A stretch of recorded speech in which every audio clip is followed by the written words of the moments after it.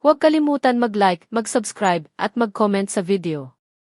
Tatlong anak ang yumaman sa abroad, pag-uwi, natagpuan ang ina sa barong-barong. Sa isang liblib na baryo sa probinsya ng Samar, nakatayo ang isang maliit at halos gumuho ng barong-barong. Ang bubong ay butas-butas, ang dingding ay yari sa pinagtagpi-tagping yero at kahoy, at ang sahig ay lupa na lamang. Dito nakatira si Aling Rosa, isang inang minsang pinangarap na magkaroon ng magandang buhay, kasama ang kanyang tatlong anak. Noong kabataan pa ni Aling Rosa, isa siyang masipag at mapagmahal na ina. Ang kanyang asawa ay pumanaw ng maaga dahil sa sakit, kaya mag-isa niyang itinaguyod ang kanyang mga anak na sina Daniel, Marco, at Liza. Bata pa lamang ang mga ito nang mapilitan siyang magtrabaho sa kung ano-anong gawain, paglalaba, pagtitinda ng gulay, at minsan ay pamamasukan sa bukid, para lamang may maipakain sa kanila araw-araw. Basta magsikap kayo sa pag-aaral, madalas niyang sabihin sa mga anak, kahit anong hirap ko, kakayanin ko. Lumaki ang tatlong magkakapatid na may pangarap. Si Daniel ang panganay, seryoso at ambisyoso. Si Marco ang gitna, palakaibigan at madiskarte. At si Liza ang bunso, matalino at may pusong sensitibo. Sa kabila ng kahirapan, nagsikap silang makapagtapos ng pag-aaral, at kalaunan ay nagkaroon ng pagkakataong magtrabaho sa abroad. Unang umalis si Daniel patungong Middle East bilang engineer. Sumunod si Marco sa Europe bilang chef, at si Liza naman ay nagpunta sa Amerika bilang nurse. Nang una, regular pa ang kanilang tawag at padala kay Aling Rosa. Tuwing may padala, umiiyak ang matanda sa tuwa at pasasalamat. Salamat, mga anak. Hindi ninyo ako nakakalimutan, sabi niya habang mahigpit na hawak ang perang ipinadala. Ngunit habang tumatagal, nagbago ang lahat. Ang unti-unting pagkalimot. Habang yumayaman ang tatlong magkakapatid, unti-unti ring nabawasan ang kanilang komunikasyon sa ina. Ang dating lingguhang tawag ay naging buwanan hanggang sa minsan na lamang sa isang taon. Ang mga padala ay lumiit at kalaunan ay tuluyan ng nawala. Si Aling Rosa ay tumanda ng mag-isa. Ang kanyang mga tuhod ay nanghihina, ang kanyang mga mata ay lumalabo, at ang kanyang katawan ay hindi na kasing lakas ng dati. Hindi na niya kayang magtrabaho tulad ng dati, kaya't umaasa na lamang siya sa kaunting kita mula sa pagtitinda ng gulay na itinatanim niya sa likod ng barong-barong. Minsan, narinig niya ang balita mula sa kapitbahay. Rosa, nakita ko sa Facebook ang anak mong si Daniel. Ang ganda ng bahay niya sa Dubai, sabi ng kapitbahay na si Mang Ben. Ngumiti si Aling Rosa, ngunit mailungkot sa kanyang mga mata. Mabuti naman at maayos ang buhay nila, mahina niyang sagot. Sa loob ng kanyang puso, umaasa pa rin siyang isang araw ay babalik ang kanyang mga anak, hindi dahil sa pera, kundi dahil sa pagmamahal. Ang pagbagsak ni Aling Rosa. Isang gabi, habang pauwi mula sa maliit na palengke, nadulas si Aling Rosa at napilayan ang kanyang paa. Dahil wala siyang sapat na pera para magpatingin sa doktor, tiniis niya ang sakit. Lumala ang kanyang kondisyon hanggang sa hindi na siya makalakad ng maayos. Wala siyang malapitan. Ang mga kapitbahay ay tumutulong kung kailan kaya, ngunit lahat ay may kanya-kanyang problema rin. Unti-unting napabayaan ang kanyang barong-barong, ang bubong ay tuluyang bumigay, at tuwing umuulan ay nababasa ang loob ng kanyang tirahan. Isang gabi ng malakas na ulan, naupo si Aling Rosa sa sulok ng kanyang barong-barong, yakap ang lumang larawan ng kanyang tatlong anak. Mga anak, na saan na kayo? Umiiyak niyang bulong. Sa kabilang panig ng mundo. Samantala, sa ibang bansa, abala ang tatlong magkakapatid sa kani-kanilang marangyang buhay. Si Daniel ay may malaking bahay, mamahaling sasakyan, at posisyon sa isang kilalang kumpanya. Si Marco ay sikat na chef na nagmamay-ari ng restaurant. Si Liza naman ay may maayos na trabaho at nakatira sa isang kondominium sa Amerika. Ngunit sa kabila ng kanilang tagumpay, bihira nilang banggitin ang kanilang ina. Kapag may nagtatanong tungkol dito, palagi nilang sinasabi, okay lang siya sa probinsya. Isang araw, may natanggap silang balita mula sa isang dating kapitbahay, si Mang Ben, na nagkaroon ng social media account. Daniel, Marco, Liza, buhay pa ba kayo? Ang nanay ninyo ay hirap na. Nakatira siya sa halos gumuho ng barong-barong. Nabasa nila ang mensahe, ngunit walang agarang tugon. Busy ako, sabi ni Daniel. Later ko na lang iisipin, sabi ni Marco. Tahimik lamang si Liza, ngunit may kirot sa kanyang dibdib. Ang biglaang desisyon. Isang gabi, hindi makatulog si Liza. Paulit-ulit na pumapasok sa isip niya ang mukha ng kanilang ina, ang mga kamay nitong magaspang, ang mga mata nitong punong-puno ng pag-asa noon. Kinabukasan, tumawag siya sa dalawang kapatid. Kailangan na nating umuwi, seryoso niyang sabi. Para saan? Tanong ni Daniel. Para kay nanay, sagot ni Liza. Kung hindi ngayon, baka huli na ang lahat. Matagal ang katahimikan sa linya. Sa wakas, pumayag ang tatlo na sabay-sabay umuwi sa Pilipinas, hindi alam kung anong eksaktong kalagayan ng kanilang ina, at hindi rin handa sa posibleng katotohanang haharap sa kanila. Cliffhanger, wakas ng bahagi 1. Sa kanilang paglapag sa Pilipinas, dala nila ang yaman, karangyaan at mga inaasahan. Ngunit ang hindi nila alam, ang unang makikita nila ay isang barong-barong na halos gumuho at isang inang halos hindi na nila makilala.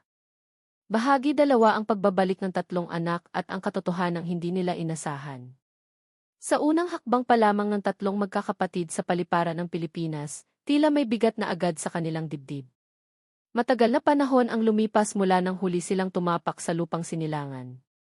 Ang init ng hangin, ang ingay ng mga tao, at ang amoy ng kalsada, lahat ay pamilyar, ngunit may kakaibang pakiramdam ng kaba. Tahimik si Daniel habang naglalakad palabas ng airport. Si Marco ay pilit nagbibiro, ngunit halatang pilit lamang ang kanyang ngiti. Si Liza naman ay hindi mapakali, ang kanyang puso ay tila may masamang kutob. Diretso na tayo sa probinsya, sabi ni Liza. Hindi na ba tayo dadaan sa hotel? Tanong ni Marco. Hindi na, sagot niya. Gusto ko na siyang makita. Hindi na kumontra ang dalawa. Ang mahabang biyahe pabalik sa nakaraan.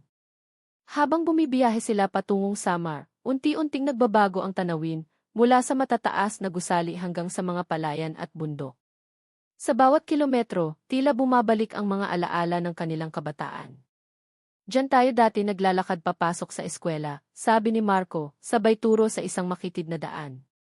Sagot ni Daniel. At si nanay, kahit may lagnat, hinahatid pa rin tayo. Tahimik si Liza. Pinipigilan niya ang luha. Ang unang sulyap sa barong-barong. Pagdating nila sa baryo, sinalubong sila ng mga matang nagtataka. Kilala pa rin sila ng ilan, ngunit marami ang nagbulungan. Sila na ba yung mga anak ni Rosa? Ang yaman na raw ng mga yan. Huminto ang sasakyan sa harap ng isang pamilyar, ngunit halos hindi na makilalang lugar. Isang barong-barong, mas maliit kaysa sa naaalala nila, masira at halos gumuho. Ang bubong ay nakayuko, ang dingding ay may mga bitak, at ang paligid ay maputi. Dito ba? Mahinang tanong ni Marco. Hindi agad nakasagot si Daniel. Si Liza ang unang bumaba. Sa bawat hakbang niya papalapit, lalong bumibigat ang kanyang dibdib. Nanay, mahina niyang tawag. Walang sumagot. Ang inang halos hindi na makilala. Lumabas ang isang matandang babae mula sa loob, payat, kuba, at halos hindi na makalakad ng tuwid. Ang buhok ay puti at gusot, ang mukha ay puno ng kulubot, at ang mga mata ay malalim ang lungkot. Nanay, nanginginig ang boses ni Liza. Tumingin ang matanda, pilit inaninag ang tatlong taong nasa harap niya. Sino-sino kayo? Mahina niyang tanong. Parang may bumagsak na malaking bato sa dibdib ni Daniel. Hindi sila nakilala ng sariling ina. Nanay, ako po si Liza, umiiyak niyang sabi. Ito po si Kuya Daniel, si Kuya Marco. Matagal ang katahimikan. Biglang napaupo si Aling Rosa sa isang lumang bangko. Mga anak ko, bulong niya, sabay pagtulo ng luha. Akala ko panaginip lang ni. Ang matinding konsensya. Hindi napigilan ni Marco ang sarili. Lumuhod siya sa harap ng ina. Nanay, patawad po, hagulgol niya. Pinabayaan ka namin ni. Si Daniel ay nakatayo pa rin, ngunit nanginginig ang kanyang mga kamay. Sa unang pagkakataon sa buhay niya, hindi niya kayang magsalita. Si Liza ay mahigpit na yumakap sa ina, dama ang buto nito sa kanyang mga braso. Bakit hindi ka nagsabi na ganito nakahirap? Tanong niya. Ngumiti si Aling Rosa, isang ngiting puno ng sakit, ngunit may halong pag-unawa. Ayaw kong maging pabigat sa inyo, sagot niya. Masaya na ako basta alam kong maayos ang buhay ninyo. Mas lalong sumikip ang dibdib ng tatlo. Ang katotohanang unti-unting lumalabas. Dumating ang ilang kapitbahay, kasama si Mang Ben. Salamat at umuwi na kayo, sabi niya. Matagal na kayong hinihintay ng nanay ninyo. Ikinuwento niya ang lahat, kung paano nadulas si Aling Rosa, kung paanong wala itong panggastos sa doktor, kung paano nito tiniis ang gutom at sakit. Maraming gabi, dagdag ni Mang Ben, na umiiyak siya habang yakap ang litrato ninyo. Hindi na kinaya ni Daniel. Kasalanan ko to, mahina niyang sabi. Inuna ko ang trabaho ang pera. Isang gabi ng pagsisisi. Kinagabihan, nanatili sila sa baryo. Ayaw ni Aling Rosa umalis sa barong-barong. Dito ako sanay, sabi niya. Dito nandoon ang alaala ng tatay ninyo. Habang natutulog ang ina, nag-usap ang tatlong magkakapatid sa labas. Kailangan nating bumawi, sabi ni Marco. Hindi lang pera, dagdag ni Liza. Kailangan natin siyang alagaan. Tahimik si Daniel, ngunit halata ang bigat ng kanyang konsensya. Isang hindi inaasahang pangyayari. Bandang hating gabi, biglang narinig ni Liza ang mahinang ungol mula sa loob ng barong-barong. Nanay, sigaw niya. Nakita nilang hawak ni Aling Rosa ang kanyang dibdib, hirap sa paghinga. Dalhin natin siya sa ospital, sigaw ni Marco. Ngunit ang pinakamalapit na ospital ay malayo, at ang daan ay madilim at maputik. Sa gitna ng kaguluhan, napagtanto nila ang masakit na katotohanan, baka huli na sila. Cliffhanger, wakas ng bahagi 2. Habang buhat-buhat nila si Aling Rosa papunta sa sasakyan, nanginginig ang kanyang katawan at unti-unting humihina ang kanyang boses. Mga anak, mahina niyang bulong. Masaya na ako nakita ko kayo. Bahagi 3 sa gitna ng buhay at kamatayan, ang pagsubok ng isang ina at ang pagmulat ng 3 anak. Mabilis ang tibok ng puso ni Liza habang mahigpit niyang hawak ang kamay ng kanilang ina. Sa loob ng lumang sasakyan, ramdam niya ang panginginig ng katawan ni Aling Rosa. Ang malamig na pawis sa noo nito ay tila nagsasabing hindi na biro ang kalagayan nito. Bilisan mo pa, sigaw ni Marco sa driver habang patuloy ang pag-uga ng sasakyan sa maputik at madilim na daan. Si Daniel ay nasa likod, hawak ang balikat ng ina, pilit pinatatatag ang boses. Nanay, andito lang kami. Huwag kang bibitaw.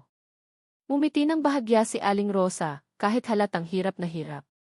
Salamat umuwi kayo, mahina niyang sabi. Parang sinaksak ang puso ni Daniel sa mga salitang iyon. Ang mahabang daan patungong ospital. Ang bawat minuto ay tila oras. Walang signal ang cellphone, walang ilaw sa paligid, at ang tanging maririnig ay ang makina ng sasakyan at ang mahinang ungol ni Aling Rosa. Kuya, mahina ang boses ni Liza, nanginginig. Bakit natin hinayaan umabot sa ganito? Hindi nakasagot si Daniel. Sa isip niya, paulit-ulit bumabalik ang mga panahong pinili niyang huwag sagutin ang tawag ng ina dahil may meeting siya. Mga mensaheng timamaya na, nanay na hindi na niya sinagot. Si Marco ay tahimik, hawak ang rosaryo na matagal na niyang hindi ginagamit. Lord, bulong niya, bigyan mo pa kami ng pagkakataon. Pagdating sa ospital. Sa wakas, nakita nila ang lumang gusali ng munting ospital sa bayan. Halos tumalon sila palabas ng sasakyan. Emergency po, sigaw ni Liza habang buhat nila ang ina papasok. Agad dumating ang mga nurse at doktor. Dinala si Aling Rosa sa loob, iniwan ang 3 magkakapatid sa labas, pawisan, nanginginig at puno ng takot. Isinara ang pinto. Tahimik ang hallway. Ang tunog lamang ay ang tiktak ng orasan sa dingding. Ang pagharap sa katotohanan. Lumipas ang ilang minuto na tila walang katapusan. Sa wakas, lumabas ang doktor, seryoso ang mukha. Kayo po ba ang pamilya ni Aling Rosa? Tanong nito. Tumango silang 3 sabay-sabay. Critical ang kondisyon niya, paliwanag ng doktor. Matagal na siyang may problema sa puso. Lumala dahil sa stress, gutom at kakulangan sa gamutan. Napaupo si Liza sa upuan, umiiyak. May pag-asa pa po ba? Huminga ng malalim ang doktor. Gagawin namin ang lahat. Pero kailangan ninyong maghanda. Mga alaala sa loob ng waiting area. Habang naghihintay, tila bumalik ang mga alaala ng kanilang pagkabata. Naalala ni Marco ang mga gabing nag-aaral sila sa ilalim ng gasera, habang si Aling Rosa ay naglalaba sa labas kahit umuulan. Naalala ni Daniel ang araw na ibinigay ng ina ang huling pera nila para lamang makabili siya ng libro. Naalala ni Liza ang mga yakap ng ina tuwing siya ay natatakot o umiiyak. Napakabuti niyang ina, mahina ni Liza. At napakasama naming mga anak. Ang pagmulat ni Daniel. Tahimik si Daniel sa isang sulok. Sa unang pagkakataon, ramdam niya ang kawalan ng saysay ng lahat ng kanyang naipundar. Ano ang silbi ng yaman, bulong niya sa sarili, kung mawawala ang pinakamahalagang tao sa buhay ko? Lumapit siya sa kapatid. Kapag nakalabas siya rito, mariing sabi niya, ako mismo ang mag-aalaga kay nanay. Iiwan ko ang trabaho kung kailangan. Tumingin sa kanya si Marco at Liza, unang beses nilang nakita ang ganitong Daniel. Isang himala o isang paalam. Makaraan ang ilang oras, muling lumabas ang doktor. Mas mahinahon na ang kanyang mukha. Nakalampas siya sa kritikal na yugto, sabi nito. Pero mahina pa rin siya. Kailangan ng mahabang gamutan at pag-aaruga. Parang nabunutan ng tinik ang tatlong magkakapatid. Pwede na po ba namin siyang makita? Tanong ni Marco. Tumango ang doktor. Ang muling pagkikita. Sa loob ng silid, nakahiga si Aling Rosa, nakakabit ang mga tubo at dextrose, ngunit buhay. Mahina, ngunit buhay. Nanay, sabay-sabay nilang bulong. Dahan-dahang dumilat ang matanda. Nang makita ang tatlong anak, may ngiting sumilay sa kanyang labi. Akala ko wala na kayo, mahina niyang sabi. Hindi na po kami aalis, sagot ni Liza, umiiyak. Pangako. Ang panibagong pagsubok. Ngunit hindi pa rito nagtatapos ang lahat. Ipinaliwanag ng doktor na kailangan ang tuloy-tuloy na gamutan, check-up, at maayos na tirahan si Aling Rosa. Kailangan po niya ng tahimik, malinis, at ligtas na lugar, sabi ng doktor. Hindi na siya pwedeng bumalik sa dating barong-barong. Nagkatinginan ang tatlo. Dadalhin natin siya sa Maynila, sabi ni Marco. O sa abroad, tanong ni Daniel. Ngunit umiling si Aling Rosa. Ayaw ko ng malayo, mahina niyang sabi. Gusto ko kasama kayo. Isang tahimik na pangako. Sa gabing iyon, habang natutulog si Aling Rosa sa ospital, nag-usap ang tatlong magkakapatid sa labas. Huli na ba para bumawi, tanong ni Liza. Hinding-hindi, sagot ni Marco. Basta may bukas pa. Tahimik na tumango si Daniel, may luha sa mata. Cliffhanger, wakas ng bahagi 3. Sa kabila ng pagkaligtas ni Aling Rosa, may mas malaking tanong na naghihintay. Bahagi 4, mga pangakong sinusubok ng panahon, ang pagitan ng yaman at tunay na pag-aaruga. Makaraan ng ilang araw sa ospital, unti-unting bumuti ang kalagayan ni Aling Rosa. Nakakaupo na siya sa kama, nakakapagsalita ng mas malinaw, at paminsan-minsan ay nakakakain ng maayos. Ngunit kahit may bahagyang pagbuti, malinaw sa lahat na hindi na siya bumalik sa dati niyang lakas. Araw-araw, salitan ang tatlong magkakapatid sa pagbabantay. Sa unang mga araw, puno sila ng sigasig at pangako. Ngunit habang tumatagal, unti-unting sumusulpot ang mga pagsubok, mga tawag mula sa trabaho, mga responsibilidad na naiwan sa abroad, at mga desisyong hindi madaling gawin. Ang unang alok ni Daniel. Isang umaga, habang nagkakape sa labas ng ospital, kinausap ni Daniel ang kanyang mga kapatid. May kinausap na akong agent, seryoso niyang sabi. Pwede nating dalhin si nanay sa Dubai. Doon, mas maganda ang ospital. Lahat ng gastos kaya ko. Napatingin si Liza sa kanya. Pero kuya, gusto ba talaga ni nanay yon? Para naman to sa ikabubuti niya, sagot ni Daniel. Hindi pwedeng puro emosyon lang. Tahimik si Marco, ngunit halata ang pag-aalinlangan sa kanyang mukha. Ang puso ni Aling Rosa. Nang marinig ni Aling Rosa ang plano, bahagya siyang umiti, ngunit mailungkot sa kanyang mga mata. Anak, mahina niyang sabi kay Daniel, salamat sa alok mo. Pero pagod na akong magsimula ulit sa ibang lugar. Nanay, doon mas maganda ang gamutan, pilit ni Daniel. Sagot niya, pero sino ang makakausap ko roon? Sino ang makakakwentuhan ko? Tahimik si Daniel. Hindi niya inaasahang ganito kahalaga sa ina ang simpleng mga bagay. Panukala ni Marco. Kinagabihan, si Marco naman ang nagbukas ng usapan. Paano kung ipagawa natin ang bahay dito sa baryo, sabi niya. Isang disenteng bahay, sementado, may maayos na banyo, malapit sa health center. Napangiti si Aling Rosa. Gusto ko yan, mahina niyang sabi. Dito ko gustong tumanda. Ngunit napakunot noo si Daniel. At pagkatapos, Sino ang mag-aalaga sa kanya? May trabaho tayong lahat. Napatingin silang tatlo sa isa't isa. Ang tahimik na pasya ni Liza. Sa mga sumunod na araw, mas napalapit si Liza sa kanyang ina. Siya ang nagpapakain, nag-aayos ng gamot, at nakikinig sa mga kwento ng nakaraan. Isang gabi, habang mahimbing ang tulog ni Aling Rosa, kinausap ni Liza ang dalawang kapatid. Ako na muna ang magstay, mariin niyang sabi. Magli-leave ako sa trabaho ko sa Amerika. Hindi sapat ang pera lang. Nagulat si Marco. Sigurado ka? Tumango si Liza. Kung hindi ngayon, kailan pa? Tahimik si Daniel, ngunit may halong pag-aalala ang kanyang mga mata. Pagbalik sa baryo. Makalipas ang isang linggo, pinayagan ng makalabas ng ospital si Aling Rosa. Hindi siya dinala sa hotel o malaking bahay sa lungsod, sa baryo siya bumalik. Ngunit sa pagkakataong ito, hindi na barong-barong ang kanyang tinirhan. Sa tulong ng pera ni Daniel at Marco, mabilis na ipinagawa ang isang maliit ngunit maayos na bahay. May konkretong pader, matibay na bubong, at malinis na silid. Nang makita ito ni Aling Rosa, napaluha siya. Hindi ko kailangan ng mansyon, sabi niya. Ito sapat na. Ang mga mata ng baryo. Nag-umpisa ring magbago ang tingin ng mga taga-baryo. Ang dating inang kinakaawaan ay ngayon ay inaalagaan ng kanyang mga anak. Sa wakas, bumawi rin sila, sabi ng ilan.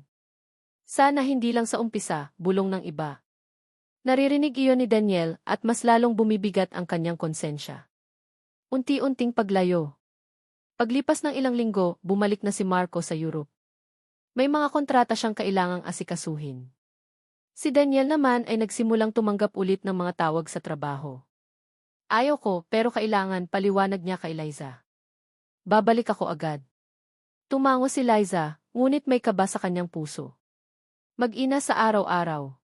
Naiwan sina Liza at Aling Rosa sa baryo. Simple ang kanilang araw, aga silang gumigising, nagluluto, nagkukwentuhan, at naglalakad-lakad sa bakuran. Masaya ako, sabi ni Aling Rosa isang hapon. Kahit mahina na ako, buo naman ang puso ko. Ngumiti si Liza, ngunit sa loob niya may takot. Paano kung magbago ang isip ng mga kapatid niya? Paano kung bumalik sila sa dating buhay? Isang tawag na nagpabago ng lahat. Isang gabi, tumunog ang cellphone ni Liza. Si Daniel ang tumatawag. Liza, seryoso niyang sabi, kailangan kong bumalik sa Dubai. Matagal. Nanlamig ang kamay ni Liza. At si nanay? Tiwala naman ako sa'yo, sagot ni Daniel. Padadala ako ng pera buwan-buwan. Pagkatapos ng tawag, napatingin si Liza sa ina, nakangiti, nanonood ng lumang palabas sa GI. Sa sandaling iyon, naunawaan niya ang isang masakit na katotohanan, ang pangako ay madaling bigkasin, ngunit mahirap panindigan. Cliffhanger, wakas ng bahagi 4. Habang papalubog ang araw sa baryo, magkatabi sa bangko sina Liza at Aling Rosa. Anak, mahina niyang sabi, kung mapagod ka, sabihin mo lang. Ngunit sa puso ni Liza, may tanong na hindi masagot. Bahagi 5, huling bahagi, ang huling pagsubok, tunay na pagsisisi, at ang kahulugan ng pagiging anak. Tahimik ang umaga sa baryo. Marahang humahaplos ang hangin sa mga dahon ng niyog, at ang araw ay dahan-dahang sumisilip sa likod ng mga bundok. Sa maliit ngunit maayos na bahay na itinayo para kay Aling Rosa, maagang gumising si Liza upang maghanda ng almusal. Habang nagluluto, palihim niyang tinitingnan ang kanyang ina na nakaupo sa may bintana, may hawak na tasa ng mainit na kape. Nakangiti si Aling Rosa, ngunit bakas pa rin ang panghihina sa kanyang katawan. Nanay, kumain muna kayo bago lumamig, sabi ni Liza. Tumango ang matanda. Salamat, anak. Hindi ko akalaing mararanasan ko pa to. Ngumiti si Liza, ngunit sa loob niya, mabigat ang kanyang dibdib. Ilang buwan na siyang nasa baryo. Wala pa rin kasiguraduhan kung hanggang kailan siya makakapag-leave sa trabaho.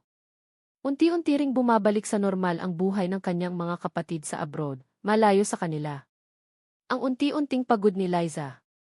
Sa mga sumunod na linggo, naging routine na ang araw ni Liza, pag-aalaga, pagbili ng gamot, paglilinis ng bahay, at pakikipag-usap sa health center. Ginagawa niya ang lahat ng buong puso, ngunit hindi niya maikakaila ang pagod. Isang gabi, habang inaayos niya ang mga reseta ng ina, tumunog ang cellphone niya. Mensahe mula sa ospital sa Amerika. We need your confirmation. Extended leave may affect your position. Napaupo si Liza. Nanginginig ang kanyang mga kamay. Panginoon, bulong niya, ano po ang tama? Lumabas siya sa bakuran at umupo sa bangkong kahoy. Tahimik ang paligid, ngunit magulo ang kanyang isipan. Ang pakiramdam ni Aling Rosa. Hindi bulag si Aling Rosa. Ramdam niya ang pagod ng kanyang anak. Nakikita niya kung paano minsan ay tahimik na napapaluha si Liza sa gabi, kung paano ito napapatingin sa cellphone na parang may mabigat na iniisip. Isang hapon, tinawag niya si Liza. Anak, mahinahon niyang sabi, may gusto akong sabihin. Umupo si Liza sa tabi niya. Ano po iyon, nanay? Alam kong marami kang isinakripisyo para sa akin, sabi ni Aling Rosa. At ayokong ikaw naman ang mawalan. Nanlaki ang mata ni Liza. Huwag niyo pong isipin yan. Mas mahalaga kayo. Ngumiti si Aling Rosa, ngunit mailuha sa kanyang mga mata. Ganyan din ang sinabi ko noon sa inyo. Isang hindi inaasahang balita.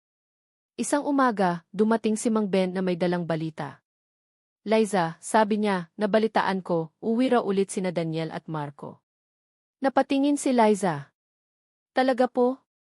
Sagot ni Mang Ben, mukhang may mahalagang desisyon silang gagawin. Hindi alam ni Liza kung matutuwa o matatakot siya. Muling pagbabalik ng dalawang anak. Makalipas ang ilang araw, dumating sina Daniel at Marco sa baryo. Mas simple ang suot nila ngayon, wala ang dating yabang at kumpiyansa. Pagpasok pa lang nila sa bahay, sinalubong sila ni Aling Rosa na may ngiti at luha. Nanay, sabay nilang sabi. Mahigpit silang niyakap ng ina. Buti at bumalik kayo. Tahimik ang sandali, puno ng emosyon at hindi masabi-sabing salita. Ang matinding pag-amin. Kinagabihan, nag-usap ang buong pamilya sa loob ng bahay. Aaminin ko, unang nagsalita si Daniel. Akala ko sapat na ang pera. Akala ko, doon nasusukat ang pagiging mabuting anak. Tumango si Marco. Ako rin. Hanggang sa na-realize ko, kahit gaano kasarap ang pagkain sa restaurant ko, wala pa rin ang lasa ng lutong bahay ni nanay. Tahimik si Liza, nakikinig. Bumalik kami, dagdag ni Daniel, dahil ayaw na naming maulit ang pagkakamali. Ang pinakamahirap na desisyon. Huminga ng malalim si Daniel. Nanay, magre-resign ako sa Dubai. Uwi na ako dito. Nagulat si Liza. Kuya, sigurado ka? Tumango siya. Mas importante kayo kaysa sa titulo at pera. Si Marco naman ay ngumiti. Ako rin. Ipapasa ko ang restaurant sa partner ko. Magtatayo na lang ako ng maliit na kainan dito sa bayan. Napaluha si Aling Rosa. Hindi ko hinihiling yan, sabi niya. Ayokong isuko ninyo ang pangarap ninyo. Ngunit lumapit si Daniel at hinawakan ang kamay ng ina. Kayo ang ugat ng lahat ng pangarap namin. Ang pagbitaw ni Liza. Sa wakas, nagsalita si Liza. May aaminin din ako, sabi niya. Bumalik na ako sa trabaho ko sa Amerika pero sa ibang paraan. Nagkatinginan ang lahat. Work from home, paliwanag niya. Dito na ako maninirahan. Hindi ko kailangang pumili. Ngumiti si Aling Rosa, nanginginig ang kanyang labi sa tuwa. Bagong simula sa baryo. Sa mga sumunod na buwan, tuluyang nagbago ang takbo ng buhay nila. Si Daniel ay naging consultant online habang aktibong tumutulong sa mga proyekto sa baryo. Si Marco ay nagbukas ng maliit na karinderya, simple ngunit puno ng tao. Si Liza ay patuloy na nagtrabaho habang inaalagaan ang ina. Si Aling Rosa, bagamat mahina na ang katawan, ay malakas ang puso. Araw-araw, nakikita niya ang mga anak na dati malayo na ngayon ay malapit, hindi lang sa pisikal, kundi sa damdamin. Ang huling aral. Isang hapon, magkasama silang apat sa labas ng bahay, pinapanood ang paglubog ng araw. Alam nyo, mahina ni Aling Rosa, hindi ko kayo pinalaki para yumaman lang. Tumingin sa kanya ang tatlo. Pinalaki ko kayo para magmahal, dagdag niya. At ngayon, kumpleto na ako. Hindi napigilan ni Daniel ang luha. Patawad, nanay, kung huli naming naintindihan. Ngumiti si Aling Rosa. Hindi kailanman huli ang magmahal. Wakas. Sa dulo, napagtanto ng tatlong anak ang isang simpleng katotohanan.